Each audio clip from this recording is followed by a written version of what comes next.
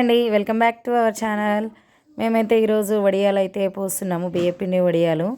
Already చాలా late అయింది, ఎప్పుడో పోయాల్సింది ఉగాది అయిపోయిన తర్వాత, కాకపోతే కొంచెం లేట్ అయింది. టైం కూడా బాగా 11 అయిపోతుంది, టైము చాలా ఎండ వచ్చేసింది. ఈరోజు అక్షయ తృతీయ కదా, పూజ చేసుకొని మేము వడియాలు వేసే వరకు అయితే ఈ టైం అయ్యింది. సో మేమైతే కాటన్ శారీ మీద అయితే వడియాలు పోస్తున్నాము.